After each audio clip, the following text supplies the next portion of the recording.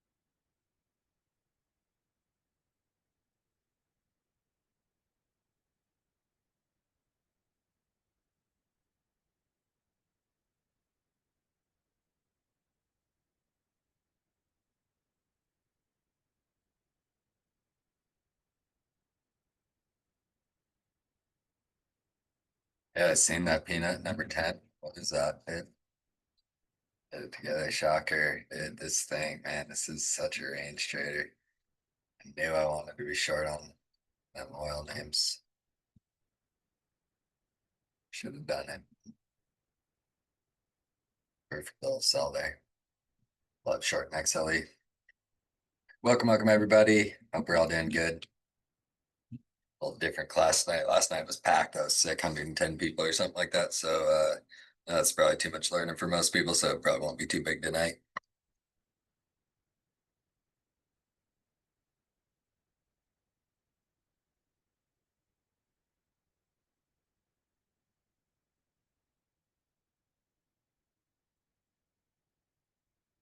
Crazy. The barrels of oil or gas at the pump in America was cheaper when it was 68 a barrel than it is at 60 a barrel. Math don't add up. I mean, technically it was cheaper at, you know, 68 a barrel than it was at 55 a barrel, but that was short-lived.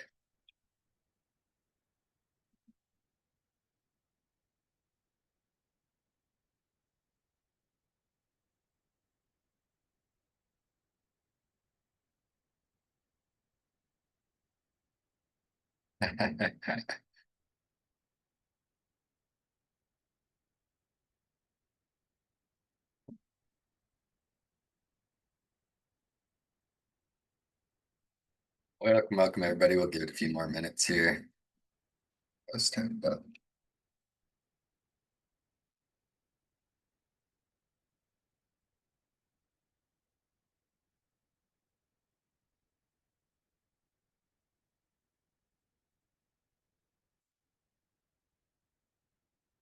welcome. How's everybody doing? Everybody have a good day. End of day VC was fun. A lot of laughs in there.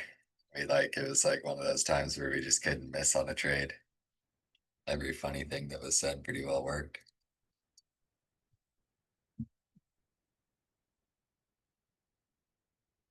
This ended up being a sick one for us. Nice, just clocked off. Good for you.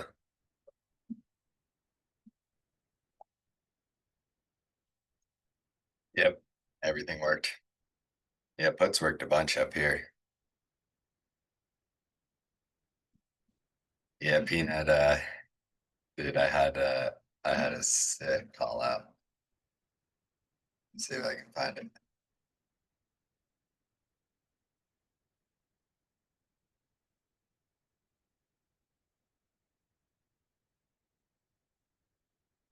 Well, toasty on the 26th. Tesla going to be a wildly easy short this week. Tax credits ending, delivery numbers, no brainer. I'm in there short. Uh, like I told you, I hit them back here, so I was early in there. But I'm green now. But I got in there short on the 29th. Was super happy the next day. Sad by the end of the day. Really sad yesterday. Really sad at open. And then really sad end of day when I didn't add to him when it was such a high conviction trade for me. Nice question from last night. Keep it in your brain. We will this first step that I kind of mentioned in my post. Um, I don't know, 20 minutes, hopefully, or less. Talking about prop firms first, and then uh in my hedging class, we kind of at the near the end of it, I wanted to talk about managing longer term positions a little bit more because we kind of got cut off. I get DMs about it a lot. And so I just wanted to talk. It's not necessarily even hedging, it's more about managing a position that you're already in and what do you do with it. I actually got a DM from somebody, so I'm going to use them as the example tonight, or at least the stock they were talking about, because there's a good chance there's a lot of people in here that have the same have a similar situation with the same stock going on. So we'll talk about both of those and then try to have, 45 minutes for a Q&A, or, trading psychology type of stuff. And then if we don't have any questions, we can always do a bit of charting here at the end and try to find ourselves a couple little trades for Friday.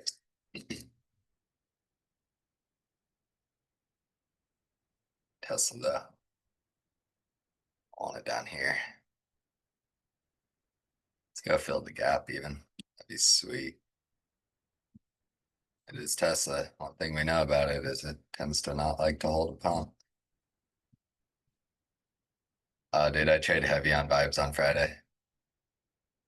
It's all about the vibe trade on a Friday.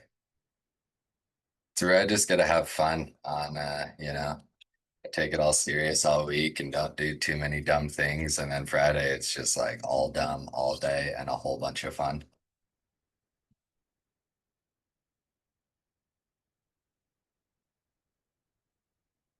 I mean, Tesla has downside more than it has upside. That much, that much we know. You know, those red candles far outweigh those green candles on Tesla. I don't necessarily know that we'll get continuation of this. I'm just so happy with this. Thesis played out on it really nice. I didn't trade it well or anything, but thesis played out pretty dang perfect on it. And then let's be real here. We all knew, or we all at least had a feeling that those numbers were going to be good because the tax credit was ending. So of course there was going to be a lot of buying of it, because you can use that tax credit on next year's taxes, and then this is the end of it, and it's 7,500 bucks for you, so it's pretty good. So that is not good for Tesla because people haven't been buying them, and then the fact that all of a sudden they started buying them when we knew the tax credit was going to be gone, it's got to make you feel like that was buying because of that tax credit. And then they're also losing not losing the ability to sell them, but those clean car credits or whatever. The no emission vehicle places get them.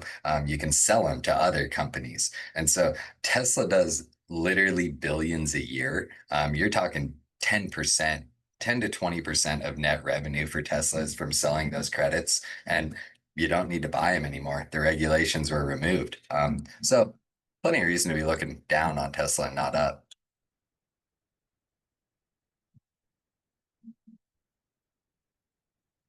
Okay, but with that, let me get this post posted. Give me 1 second.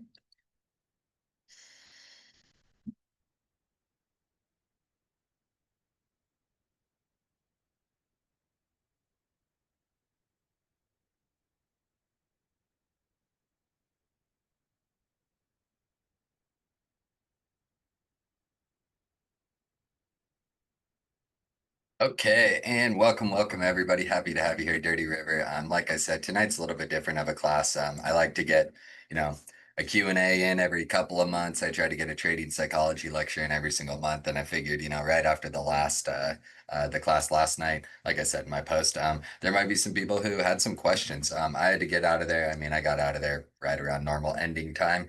So maybe you guys did answer questions at the end, and I didn't know that. That's, I left early and I realized after I posted that maybe there was time for questions. But it was a lot of discussion, a lot of talking. We had actually done a risk management lecture here, I don't know, last week or the week before. It's one of my favorite things to talk about. So I was thinking people might still have some questions from that. But when we get to the Q&A portion of this, doesn't matter what your question is about. It doesn't have to be about last night. It can be a stock you're looking at, things you're struggling with, things you're doing well with, whatever you guys want to talk about, that's what these are for. But To start it off tonight, we've had a couple of my classes that have just run a little bit long. That's a-okay. But sometimes we don't get to things that I wanted to talk about. And so tonight, what we're going to start with is kind of a final wrap up from the futures class that I did here a couple weeks, month ago. I don't know when it was. But prop firms. We're going to start with talking about prop firms, the good, the bad, why you might use them, why it might be beneficial to you, why it might just be a total money pit for you. And then the next thing that we're going to talk about is a little bit about management of long-term positions, specifically long-term positions that you're green on and you want to stick with the trade. So we're going to just touch on a couple of things that I think you should do or things that you should consider doing, hedging, rolling positions, all different kinds of things. So we're going to talk about that. But tonight we're going to start with prop firms. So if we don't have any questions right off the bat, we will get rolling. Okay, so prop firms, we don't really need the charts up for this or anything. It's just going to be a quick little discussion. What are they? Why do people use them? So they're posted about all the time. You'll see them all over Twitter, all over Instagram. We got people in here that use them, people in a bunch of Discords that use them. Is that good or bad? I don't know. But what are they? They give you the ability to trade futures by putting up less of your capital initially. Generally speaking, I'm sure that somebody in here uses them. They're going to tell me, oh, well, you can do it for cheaper. Generally speaking, from a reputable company, you're going to be in at about 150, 200 bucks, something like that, or 100 to 200 bucks to get your account funded and rolling. Well, how do they work? So what you do is you go to these companies, you give them whatever the fee is, $50, $100, whatever it might be. And then you trade and you have to make a certain amount of money while not losing a certain amount of money first. And then you get approved for the next account where you can actually start making money. This is one of my issues in it. Oftentimes you're going to need to make, whatever it is, two, three, five, $9,000 for depending on the size of account that you have.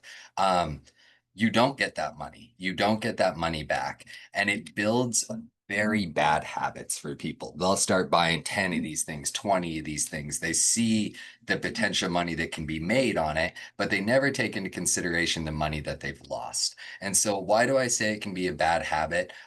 You might look at an account, let's just say you spend 50 bucks on it. Well, you can only lose 3 grand. I'm again making these numbers up. It'll be different for every single company. But you can only lose 3 grand. Well, say you fail one and you fail another and you fail another. And this is not uncommon for people to, get into 5, 10, 20 of these things. They're looking at them as they're only 50 bucks a piece. Well, if you're never passing them and you have $50, and you're spending $50 on all of them, and say you get through 10 of them, well, technically you've blown them all up. Technically, you're only, I use that relatively, losing $500 because, they cost you 50 bucks or whatever. You keep blowing them up because you aren't following rules. Well, in reality, to blow up 10 of those, you actually lost $30,000. You don't lose the real money, $30,000, but in order to blow up that account, you have to lose 3 grand or whatever. So when you do 10 of them, you've lost $30,000. People don't ever look at it that way. And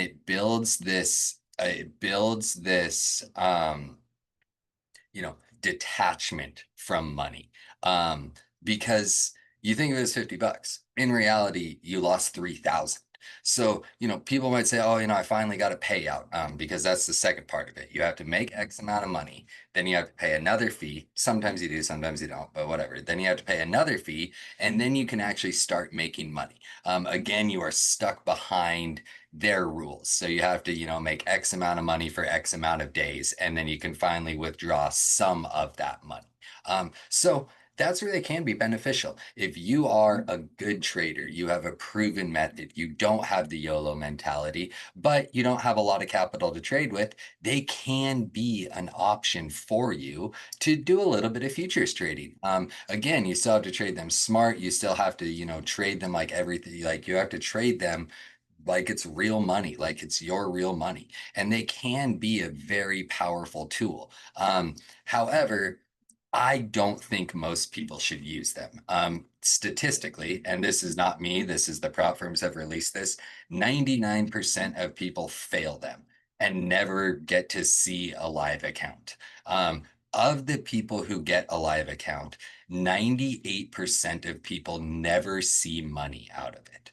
They will never see a withdrawal. And you can wind up in a very deep hole because on the other side of it, if you get your $50 account and then you pay your $100 to do it, and then you're $150 in, and you do that 10 times and never see a payout, well, you're down $1,500 now. So to me, they aren't the best idea. I teach a lot. I've worked with a lot of people. I do one-on-ones. I've talked to, I mean, probably thousands of traders thanks to OOT, over the last 5 years. And one thing I know is most people do not have what it takes to trade a prop firm effectively.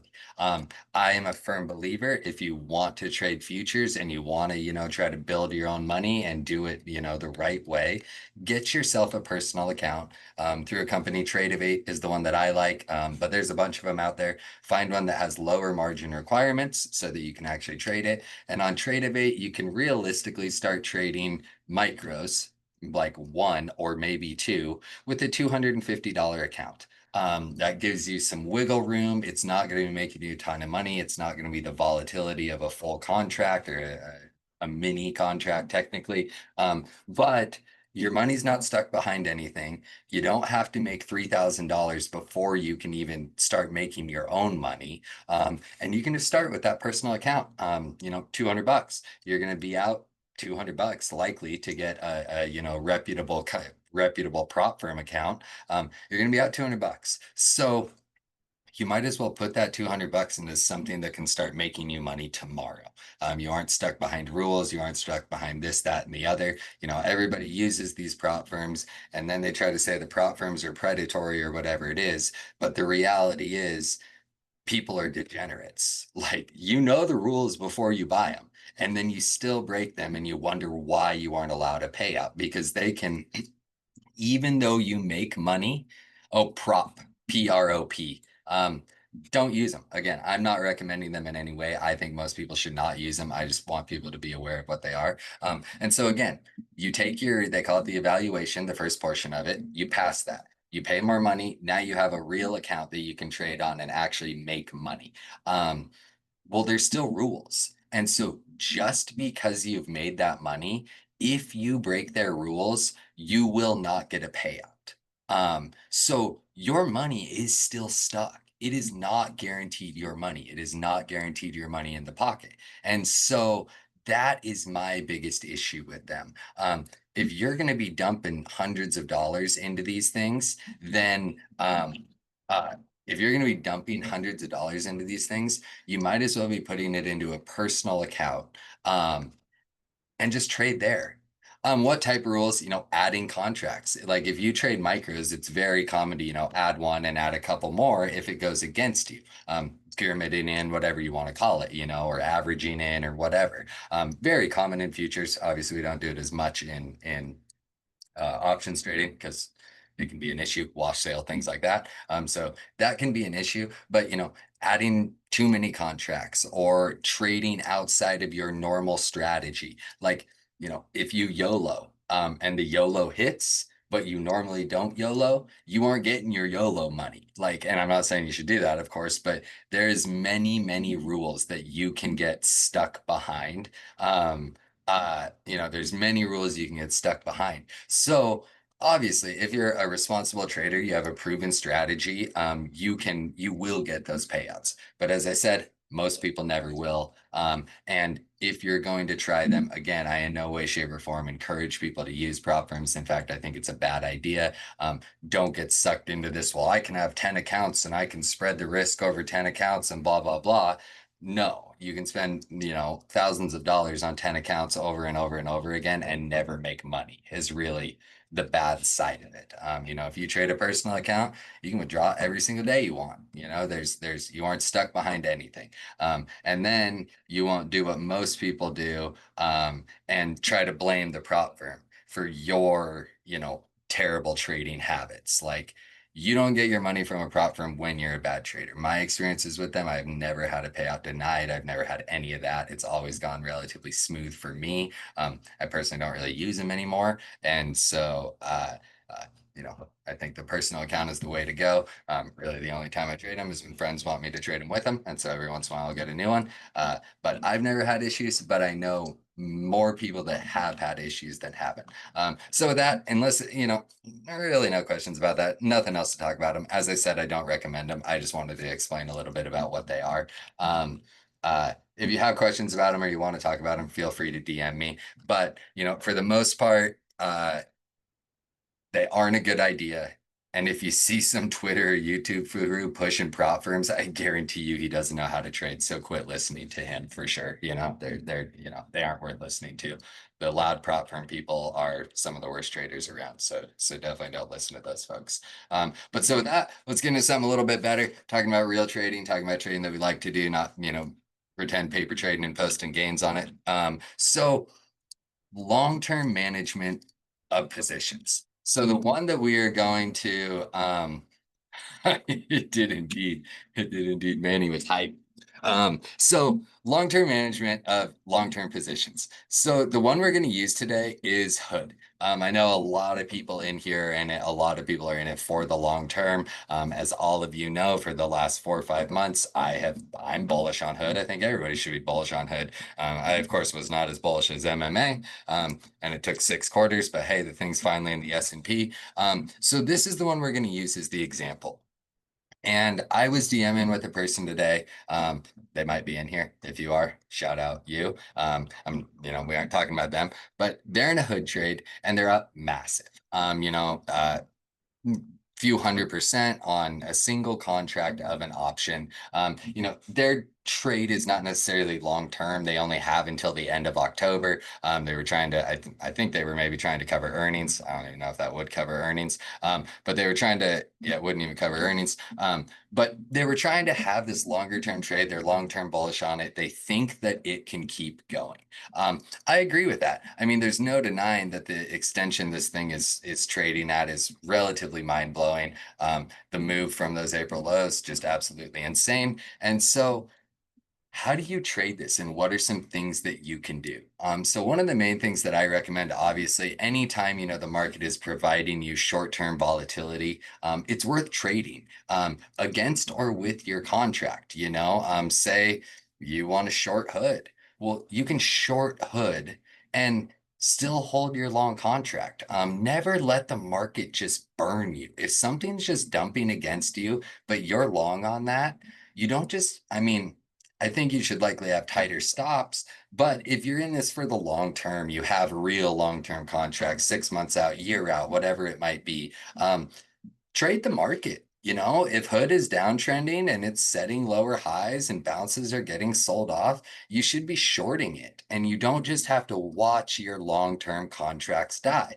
That is financing some of the contract. Well, when you really start getting up, you can do the same thing. This person's up massive. Take some shorts, take some longs, take what the market provides you and finance those contracts a little bit. The other things you can do, and this is what I recommend most of the time, and this is what I recommended to them today, is it's commonly referred to as rolling up and out. And so what do we mean by that? You are going to close your contract and then you are going to buy a longer dated contract with a higher strike price. So that's what this person was telling me today. I think they were in the contracts about $300. They're trading about $1,350 right now. So, in the money, things like that. And they said, how do I do this? And, where do I stop out? Do I take profit? And it's hard. You guys know me. You're up 300% or 200% or whatever it might be on this contract. You should book the profit. But what if you want to be involved in the trade still? And yesterday and today is a prime example. If you want to be involved in that trade and you have got this massive move up, we pushed up into one of our only fib levels around, this can be a very great place to sell. But you don't have to fully remove yourself from the Hood trade. So what I recommend to them is a roll out and up. They only have they only have, so much time on this. And so when you start to get shorter and shorter, or closer and closer to your expiration, rather, you can, the the drops in value and the increases in value, but will start to be more dramatic as theta starts to work a little bit faster day to day. So on something like this, you catch an explosive move up, you push into your 423.6% fib. So we know we're up there. You run from the 261 to the 423 in 2 days at that. And so you sell. And now you look for a dip to buy.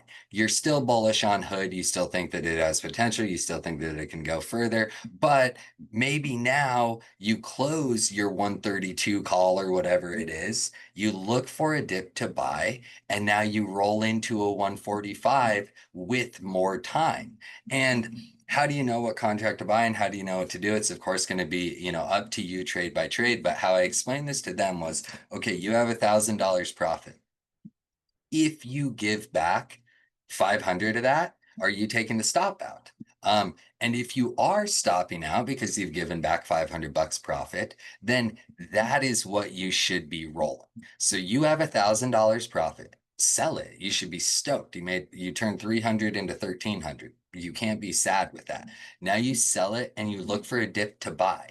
And because you only want to give back 500 in profit, you roll 500 in profit into the new trade. So you put 500 in the bank and now you have your other 500 still involved in your bullish longer term trade on Hood.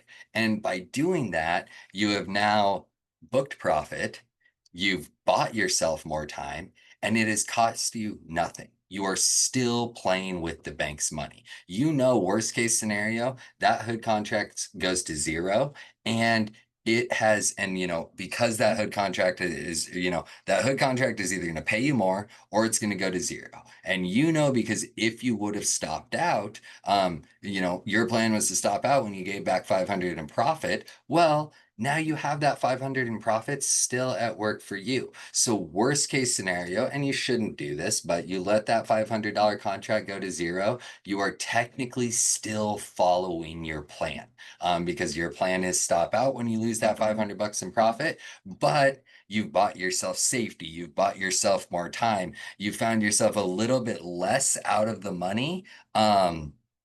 You found yourself a little bit, or, a little bit less in the money, but the biggest benefit in option contracts for volatility and increase in value is going from slightly out of the money to in the money. That is when you'll have the largest gamma effect on your delta. So we want to do that. And we see big money people do it all the time. Tilio posted last week or something like that, a big spiral. The guy he had they closed something and then they rolled 7 million in profits out and up. So this isn't just a day trader thing. This isn't just a one contract type of thing. This is what really rich and what big money traders will do. You stick with that bullish thesis, but you close and you reposition with profits. And if you do that enough times, you find yourself, wildly profitable. You're playing with only house money. You've got to stick with your bullish thesis, and it hasn't taken very much trade management. And so that's what that SPY person is doing. Basically, 2 weeks before the quarter ends for the last 2 quarters, I mean, since April, they have been buying calls, sell them before the 2 weeks, 2 weeks before the quarter ends, roll into a new strike out and up before the next quarter. They've done it over and over and over again since March, and it's working very well for them. So Hood is a wonderful example.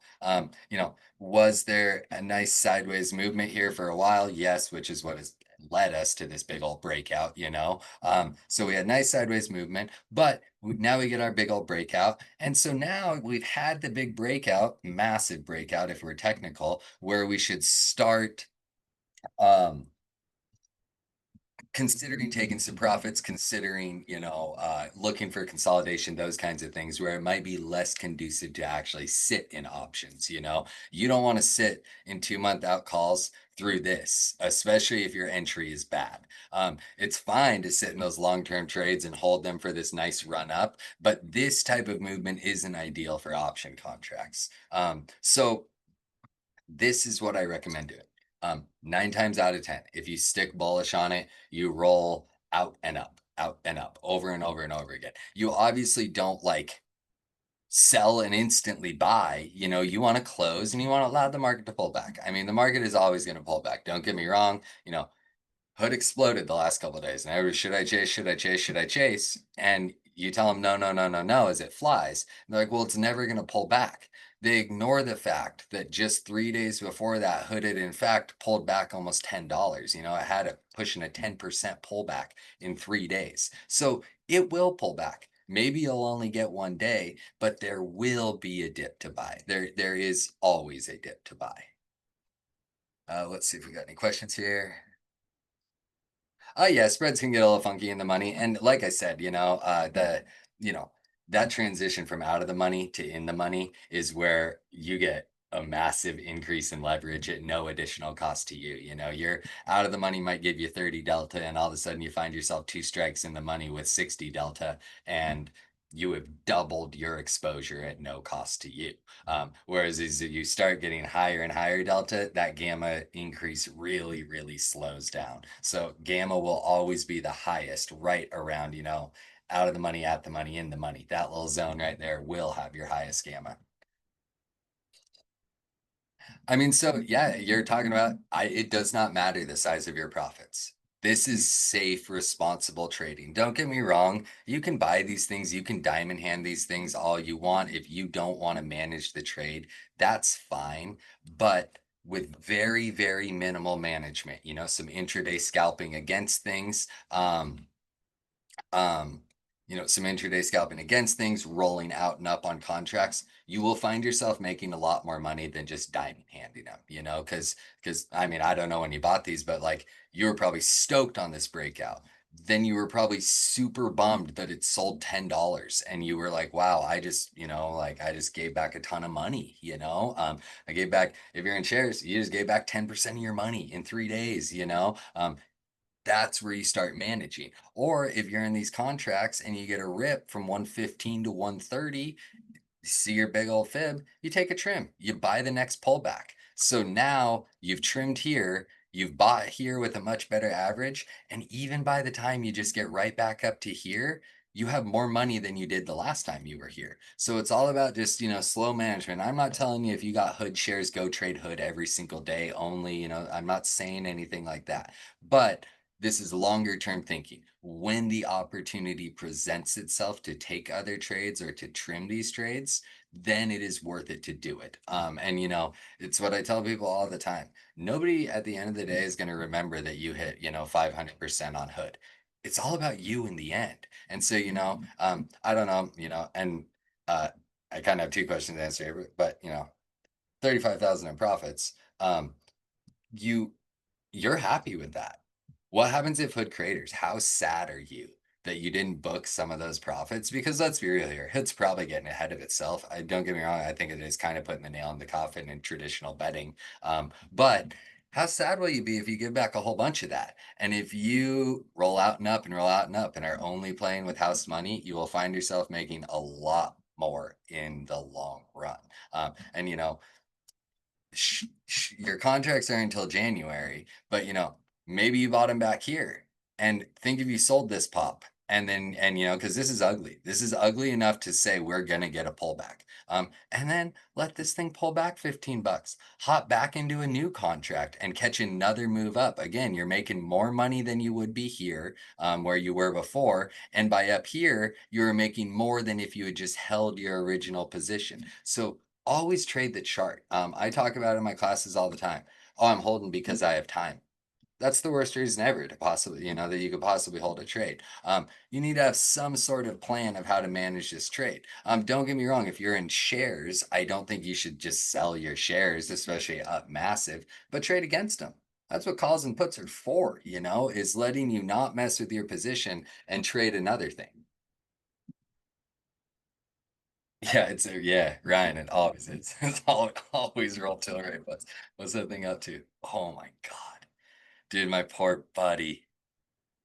250,000 shares or 300,000 shares at $40 and he cashed it like, I don't even remember, 55, somewhere right in here, right before the explosion. No, and don't like I'm not saying yeah, there you go. So like I'm not saying, dump your whole position on your next big green candle. Hood's a beast. You want to stay bullish on it. You want to stay involved in that trade.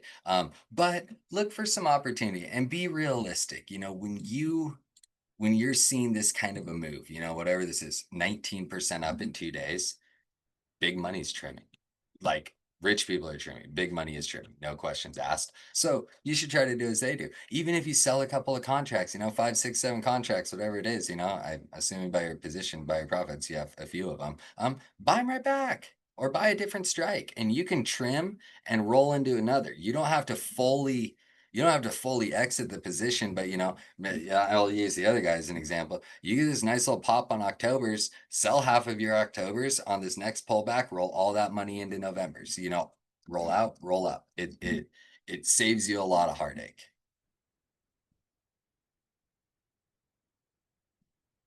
Yeah, actually, full part. I actually only think of the value in SPY and the value of fart coins. So I'm happy you're catching on to that. It's about time it is the reserve currency of the world.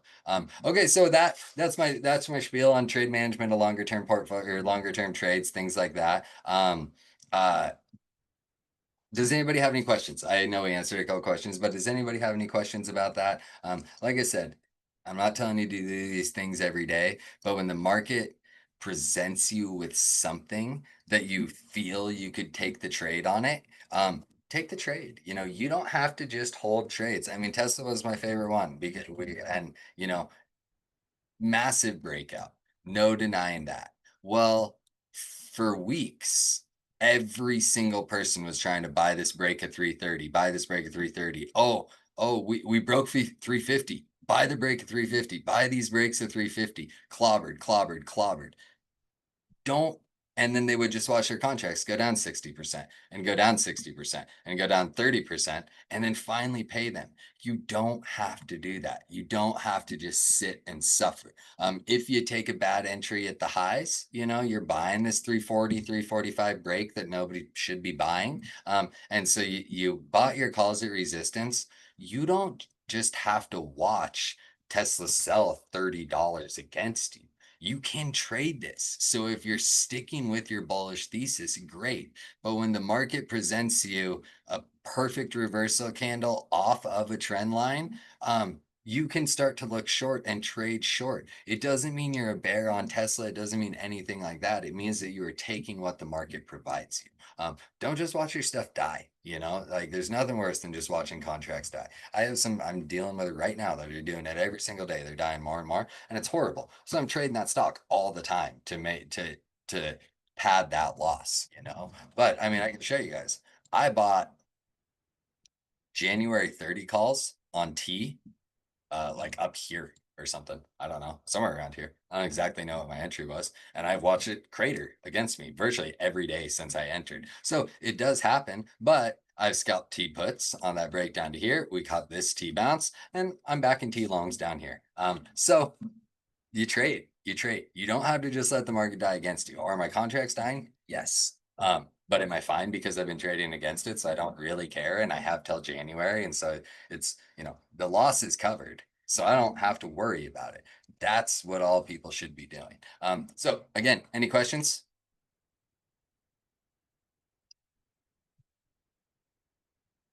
Okay, no questions about that. So now, any other questions? Tonight I just want to talk a little bit about prop firms and then talk about this long-term trade management stuff. It's something I see people struggle with a lot. And so I wanted to come back and talk about it. We're seeing it in here right now with some trades that have got against us. One of them, uh, this one, Starbucks, obviously finally putting in that nice big ripper. You guys have know I've been bullish down here. We've traded this multiple times down here off of this 82, 83. I like this setup for upside. This is tradable.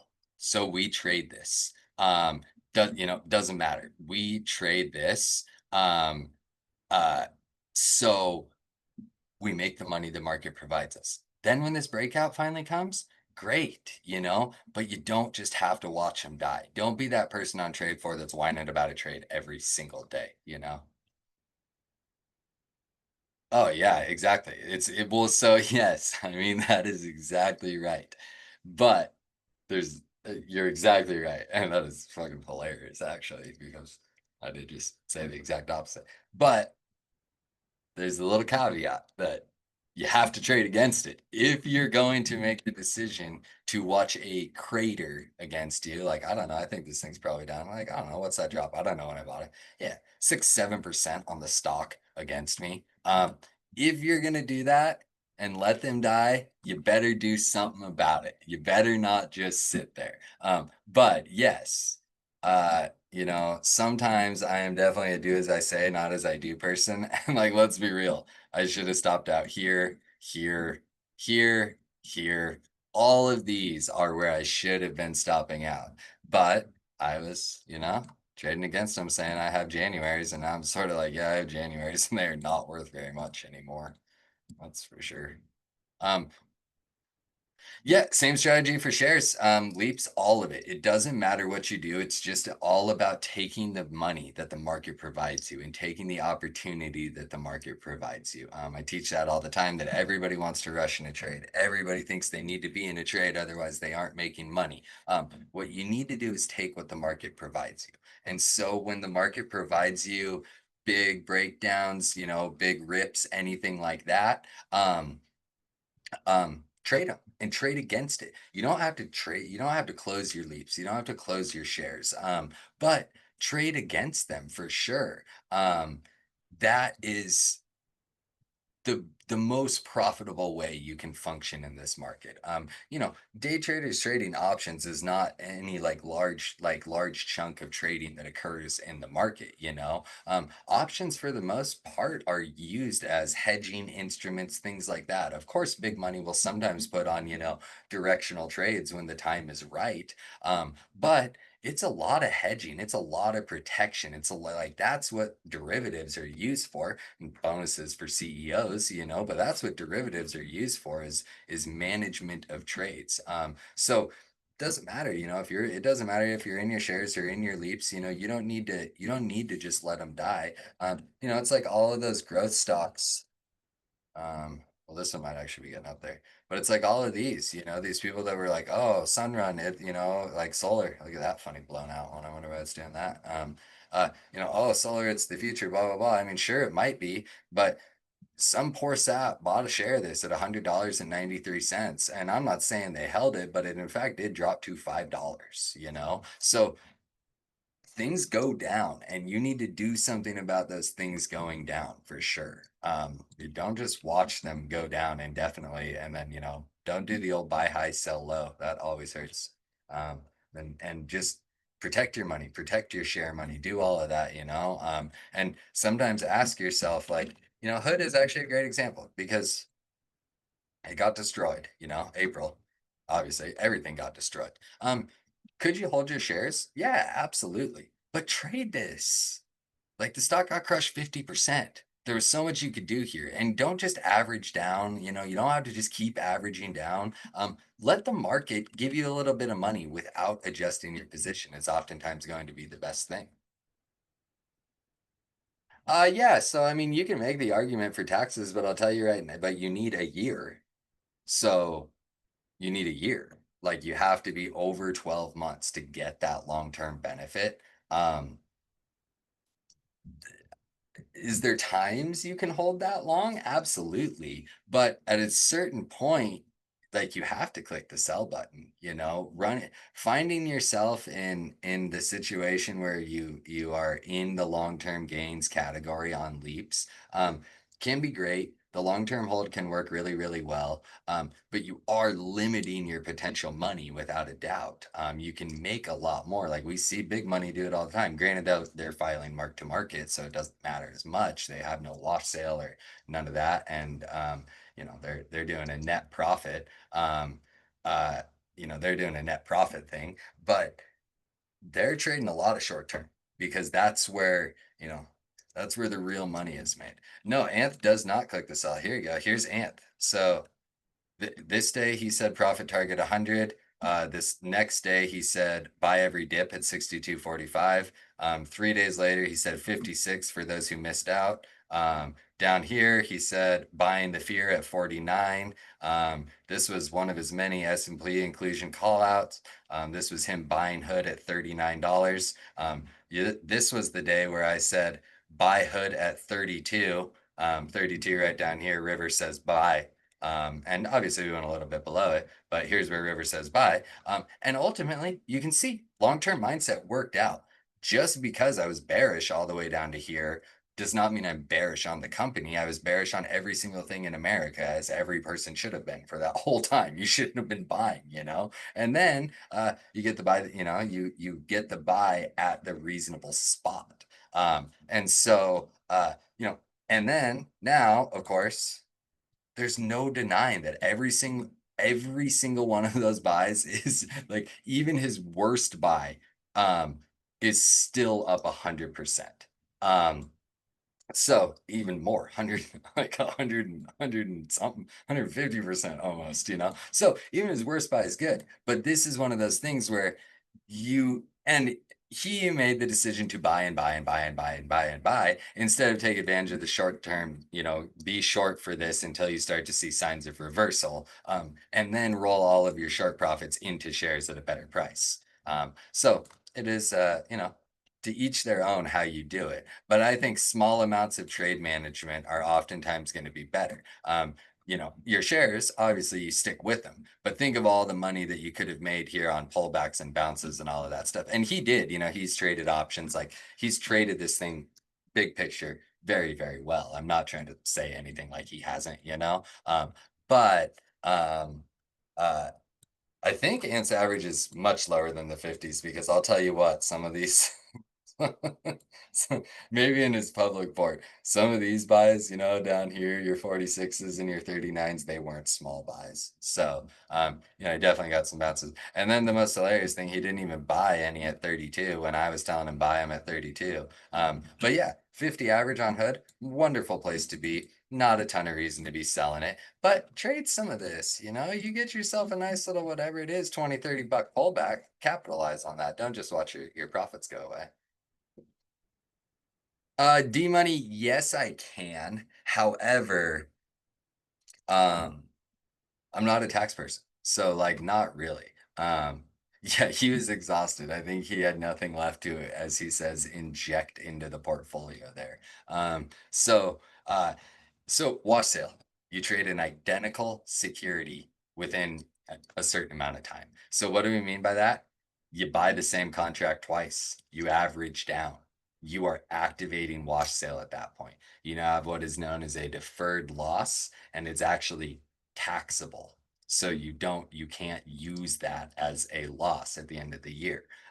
So like that's why you can see these things like people like, and like this is of course like worst case scenario. You can be big time profitable on the whole year, but if you are averaging down over and over and over again, and a bunch of like you buy at 100, you buy at 90, you buy at 80, you buy at 70, well, your average is getting low. You buy at 60, your average is getting low. Well, if you start selling things before you get above those deferred cost bases, that is wash sale. And so it's a loss. You are selling those at a loss, that is a taxable, non-write-offable loss. So there's reasons to not trade the same thing over and over again. And there's even more reasons outside of, there's even more reasons outside of you're a degenerate if you average down all the time. You also don't want to do it.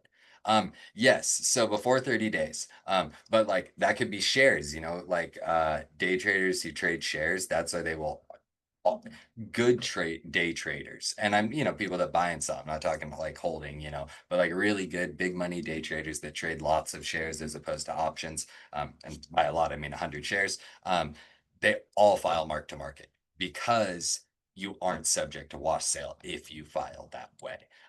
But that's why you don't want to be, buying and selling the same thing over and over again. And so, don't get me wrong, day to day can be different. You can trade same day SPY 600s and then you can trade SPY 600s for the next day. Those are not an identical security due to different expiration dates. But again, I'm not a tax person. I shouldn't even be talking about any of this, but read about wash sale. And if you're a degenerate and things go super, super wrong, you can be gigantic green on the year and you can owe so much money in wash sale that you didn't make money if you're averaging down all the time. So always remember that. Okay, any other questions? Yeah, and like don't get me wrong, for the most part, people who don't average down don't have the issue. It's that simple. So any other questions? If not, we can do some charting or we can call it earlier, whatever you guys want to do.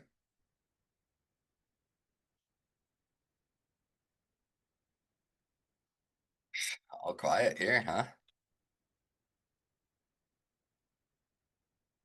Dude, I don't look into these pump and dump bullshit. I mean, I think Zeta's going down, is my personal opinion of it. I mean, when it's a favorite stock on Twitter, I will not touch it. And this is a Twitter favorite. And honestly, as I'm looking at the weekly, um, yeah, probably wants to go visit that 1730 on that weekly. Yeah, probably wants to get back down here. But I just don't touch any of these Twitter favorites. They terrify me. What's the other one everybody else loves? This one on a heater. No denying it. I know whatever they do, like data center build outs or whatever. Here's where I said, hey, you can try it out. This to me is coming crashing down. Like, I mean, yes, it's exploding. Thing only had it had less than 30 million volume today. This isn't like these things aren't getting like bought in some big way. It's not like a ton of money like rolling into them. To me, these things are if market decides to roll over, um, these are like going to be the first ones to lead the way down, in my opinion, for sure. Um, but Zeta looks worse. I mean, obviously that thing looks like it wants to keep going. This one looks like it wants down though, to me. You can see. I mean, I've been asked about this one a bunch. Here was back the last time I was bearish on it. Um, yeah, I mean, the uptrend is still there, but it's not somewhere I'd have my money parked. I know that much. Yeah, I say that all the time, D Money. That was probably me who said that last night because like yeah, especially retail traders. Retail traders have a truly uncanny ability to sell where they should be buying or buy when they should be selling. And I say it all the time. Zoro says it all the time. Very oftentimes where you say, okay, like we can just like look, let's look at SPY or something. Say, you know, I want to buy the dip down here. Or I want to buy the dip here, but I want to stop out here. When you look at this, uh, you probably want to be buying where you're putting your stop out. 9 times out of 10, it's going to work better for you. Yeah, Ben, exactly. We're all retail, and that's what I'm saying. That retail struggles with it. Like, yes, you're exactly right. We are all retail, and retail traders have a truly uncanny ability to short the bottom and long the top. So that's why you talk about this all the time. We, you know, Oftentimes where people want to short is where they should want to buy, or where they want to long is where they should want to short. So start doing that. Start saying, this is my entry. Then when you identify your stop out spot, really look at the chart and ask yourself, is that a better entry and should I just wait for that? We see it all the time. Somebody will buy up here and they'll be like, oh yeah, I'm long SPY. And then as we sell down here and it bounces, they're like, yeah, I knew it was going to bounce a couple days ago or off that, high from a couple days ago. Well, if that's the case, why were you buying up here? If you knew it was going to come down here and bounce, and we see it with people in trade for all the time, voice chat, all that. If you knew it was going to come down here, uh, then why'd you buy it up here? Let's see what kind of questions we got here. Oh yeah, so it only has 30 million volume, and so what I mean, volume is volume is all relative. to the stock. And so don't get me wrong, 30 million volume is not like it's not tiny by any means, but when you have 30 million volume and you're trading it at 49 bucks or whatever, you got like $1 billion going into it, exchanging hands. I think if I did the math in my head, right? Exchanging hands intraday on this buys and sells. You can see basically net neutral overall on this thing.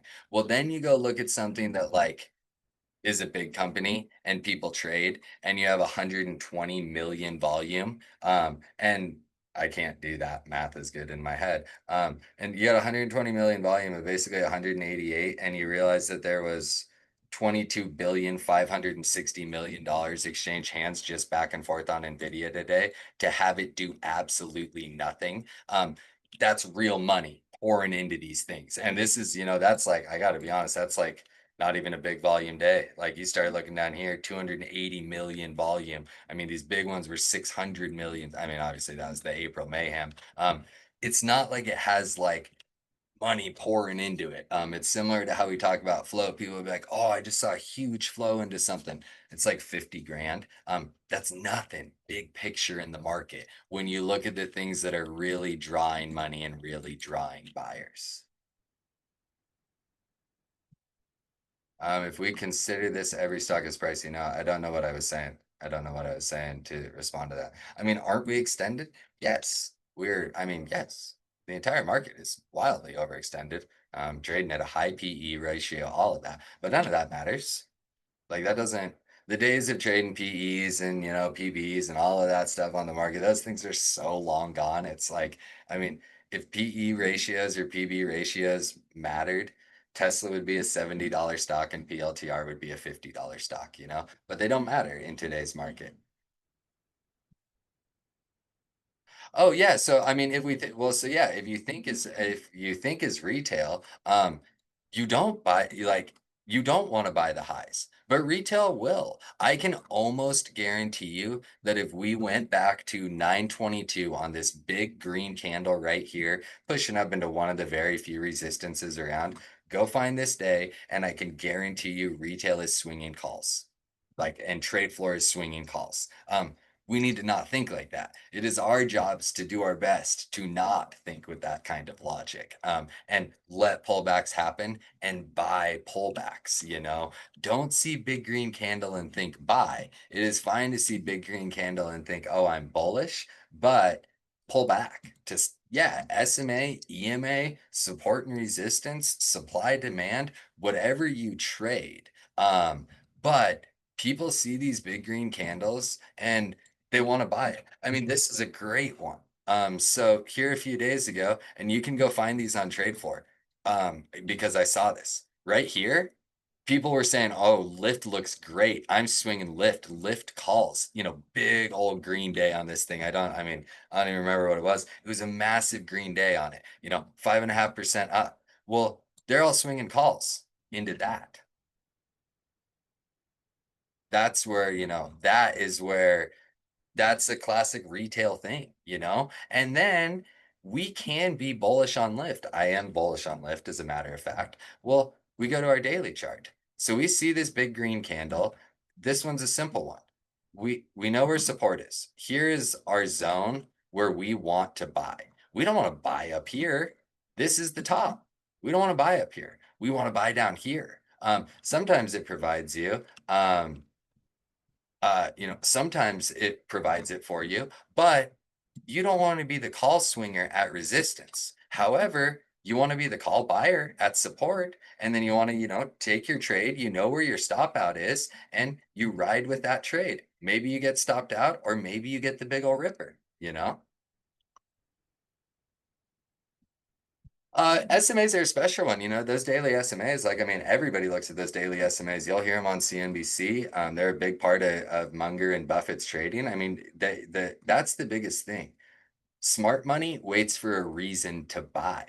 And a reason to buy is not a big green candle. Like Buffett, they buy the 200 weekly or they buy the 200 daily SMA. That is a crucial part of their trading strategy.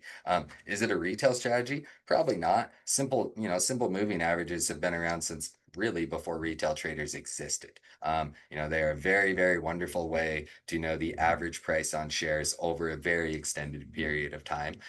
However, one of these big arguments all the time, well, hedge funds don't watch EMAs. Technically, some do, but it's also kind of right because they are the EMA. They are the volume that is calculated to tell them that EMA. So they don't need an EMA to tell them where they're positioned. They just look at their position. If I see a stock up 5 to 10% in pre-market, I don't look at the stock again. It's generally that simple. Other than Tesla, I see this thing and it takes everything in me to not want to short that. But you've missed the move. Like you've missed the move. One of my very strict rules of trading. If you feel like you're chasing, you are. Don't take the trade. It's that simple, that cut and dry. If you feel like you're chasing, you are chasing. Don't chase. Can chasing work spectacularly sometimes? Absolutely. But more often than not, it is not going to work. So if you see those big old rippers, you can look at that stock. You can wait for a dip to buy. You can wait for a pullback to buy. There's going to be times where it's going to work really good, or there's going to be times where it goes like this. And I mean, you can go look at Trade Floor this morning. Everybody off the open is saying Tesla 500 calls. Every single person is saying Tesla 500 calls off the open. And we crater, and people try to buy every dip the whole way down. Was there some scalps to be had? Absolutely, but they try to buy every single dip on the way down, and so that was FOMO all day while Tesla sold off what, I don't know, 40 bucks from the highs. 40 bucks off. Did it really sell $40 off the highs? $43 off the highs. Yeah. But yeah, pre-market. I mean, I'll use pre-market occasionally. I don't know if we've even had one lately. Yeah, today's actually a sick one. So I'll use a pre-market trend like this on occasion, to kind of catch one of those early day little scalps. But you got to remember in pre-market, it goes back to volume. There ain't a lot going on here. There's 3,000 volume on these candles, 4,000, 2,700. This isn't this isn't there isn't a ton of info. I like to use a little range from the pre-market to think about it. But you don't need to pour over the pre-market. What do I do, Ben? I don't know what you mean by that. I buy dips. I exclusively buy dips and I don't chase. Yeah, exactly. The first 30 minutes, there's almost never a time to like it's not worth it to risk getting in those trades. On a rare occasion, I will. Tomorrow I'll be in something right off the get-go. But no. So, okay, Crackerjack, love the question and super happy you asked it. Just because I won't long it does not mean I will short it. That is a line in the sand that needs to be drawn. Just because I don't want to be long or I don't want to be short does not mean I will do the opposite. I will always wait for something to come to me. Even we traded SPY today. We caught a nice short on it. We caught an early bounce on it. I had told people where I wanted to buy. And what I said to them when we were trading over here, and this is just a setup in the market I like. I'm not saying it always works, nothing like that. I actually talked about it in my pro tab today. I love a double bottom that breaks below that double bottom. And then this really was like, this was where I wanted to long. So I was talking to somebody about it on Trade Floor. I want to be long down here. I bought this wick somewhere down here. And I knew over here, I wanted to buy the break below that, knowing that my stop's right down here. So the reason I'm doing that is I'm dramatically reducing my risk for waiting for it to happen. It's not always going to turn around like this. I did not hold that long. I think I was out like, I don't know, somewhere right up here, like 2 candles, 3 candles later, for a little scalp. So I'm not, I know what I want to do. I know where I want to enter, and I don't do anything unless that shows up. And I knew I wanted to long down here. And so I long down here. I I I knew I didn't want to be short, but I knew I didn't necessarily want to be long on these candles or anything like that. Just because I don't want to be short because I feel like we're likely nearing those low a days does not mean that I'm just going to be long. Do I recommend Tesla calls tomorrow? No. Not even like remotely. I mean, maybe it pops, but no. Let it, and who knows what Tesla is going to do tomorrow? I mean, I was actually looking at it on the daily. It did kind of sell to like a potential little bounce point. It is Friday. It could do crazy things. They could rip it, decide that news they actually liked it, you know. But my real first, my first spot of interest on Tesla to buy the dip, and I won't, is going to be this 426, 430 zone. Maybe it doesn't ever get all the way down there, but that's it. Shopify. What's it up to? Yeah. I mean, if you're down here, I mean, we know where the breakout spot is. It's pretty obvious. I mean, and this is a prime example of this is actually a great example. And this could come back to bite me tomorrow. I would not be long Shopify right here personally. I do like this candle. I do think it's a nice bullish candle. I have strong resistance, 60 cents overhead. I would rather let us get above this resistance, retest it, and buy than I would put the extra risk on here when we've seen what has happened at this level. When we get above it, we get a nice bounce. When we get below it, we get clobbered. So to me, this is a cause of resistance situation. If you bought down here, awesome. If you bought even lower, at the real, we set a nice higher low right here. You start looking along it here, strong support. Hasn't spent much time below there. When it gets under it, they want us right back over it. I like this entry. I don't love this entry. Watch Shopify run to 160 tomorrow without me, but don't love the entry. But if you're long from a more reasonable spot, I would definitely be sticking long there. Yeah, always waiting for a pullback to buy. And then that is the other thing, So right now we're in a bullish market. So we mostly talk about dip buying. Um, uh, we mostly talk about dip buying because we're in a bull market. So you should be looking to buy dips more than you should be looking to short rips.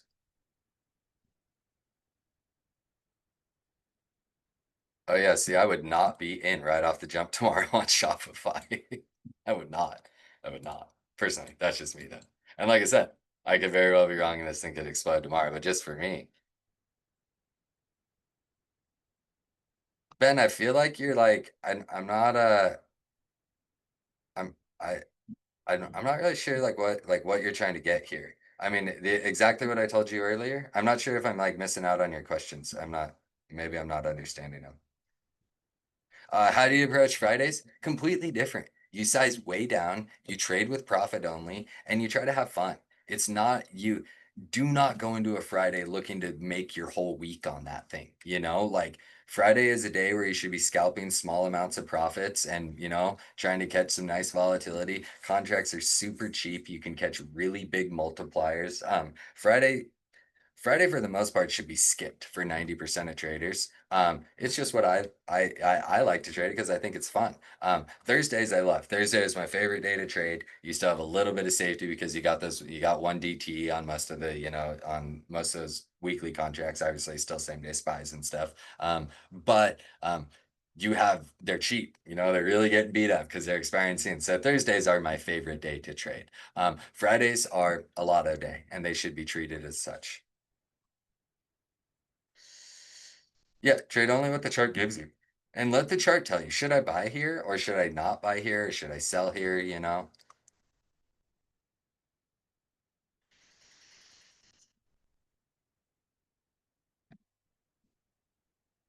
What is the dip for you? It depends on everything. Um, it depends on every stock. Every single trade is different. Is it a day trade? Is it a scalp? If it's a scalp, I might want one quick small pullback 20 or 30 cents to buy. If I'm looking into get into a swing trade, I want a more substantial pullback to something like I discussed earlier, support resistance, trends, EMAs, SMAs, whatever it might be. The top of a range, bottom of a range. I want the chart to tell me to buy, but every trade is going to be different. A scalp could just be a tiny little pullback, and I'm going to buy the first dip that it provides. Or on a swing trade, like AT&T, I swung long today. We had a nice big pullback to very strong support, 2680, 27 zone. This is big old dip, ugly candle, ugly chart. a good enough dip for me to buy and get in there in a swing trade because we've sold down to, in my eyes, the last real major line of defense until this trend. So you put the risk on and give it a try.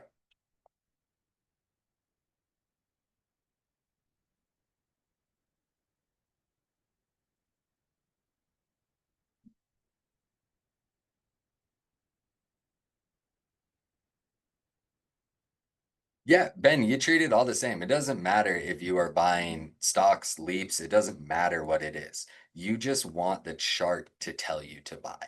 Um, you don't want to just see, you don't want to say, oh, this stock is going up, so I'm going to buy it. Like, I mean, because you're dramatically reducing your potential reward. And our job as traders is to have the smallest risk we can and the largest reward we can. Sometimes it might be one risk, two reward. Sometimes it might be one risk, 10 reward. It's all going to depend on the trade. But our job as traders is to look for an opportune entry and capitalize on it if we can. There is no guarantees in trading, there is nothing like that. But we know that if we know that if we are patient and we wait for trades to come to us as opposed to just chasing trades, we will make more money with more safety.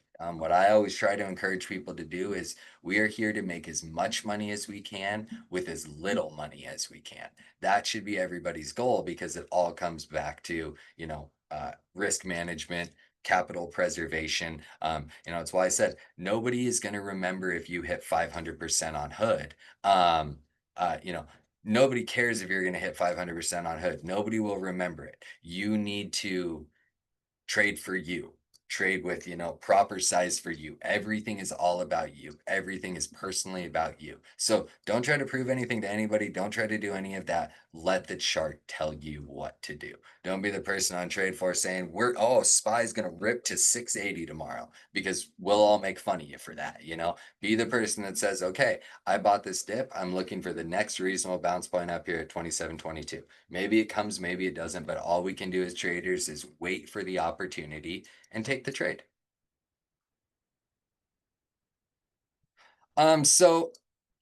So I'm different, Jack, because when I chart, everything I do is on the daily. And so let me think of something. We'll go back to hood. So when I chart things on the daily, Um, I look for inflection points in the market. So any level that I have on my chart is because the market took a big turnaround of some sort, like big old dump, big old bounce, big bounces here, nice rejections here.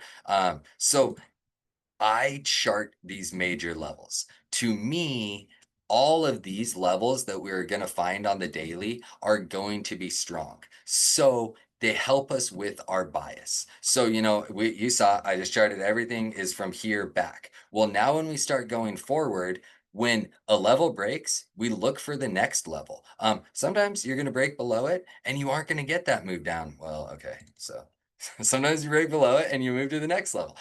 Sometimes you break above it, you move to the next level. Sometimes you move above it and you break to the next level. When we push up to these levels, that's not when you want to be a buyer. You don't want to be buying because we pushed up to this next level. When we've pushed up to this next level, we know we're still bullish, but we want to buy at this level. And why do we want to buy here? Because our stops are below this level and we are targeting this next level. So because my charts are always going to be daily levels, I'm going to put a lot of emphasis in them. Then when we get to a shorter time frame, these are intraday support and resistance levels. Something like this. It's not gonna, this nice little zone right here. It's not gonna stay on my chart. This worked great today, but it might do nothing tomorrow. It might do nothing next week. Daily levels will work time and time again because we know it is where, for whatever reason, the market stopped going in one direction and moved the other way. And so intraday, we can have this nice little zone like this, break above it, buy the dip back to it, looking for high a day or looking for this, previous resistance, whatever it is. But these ones don't stay on the chart. In fact, I don't even put them on the chart. I do it much more visually. I'll look at these two wicks and I'll say, I know I want to buy in this zone. So we get the dip down here, we buy in this zone and we stop below it and we look for those highs. Yeah, watch Al Brooks. Al Brooks is the absolute goat. And I wouldn't say all the analysts. I think I would say only me. Probably Testy too. Testy knows. But I love Al Brooks. I love that guy. But with that, you guys, we're gonna call it here. Thank you so much. Really, really great questions. Ben, if you got any questions, I'm still not sure.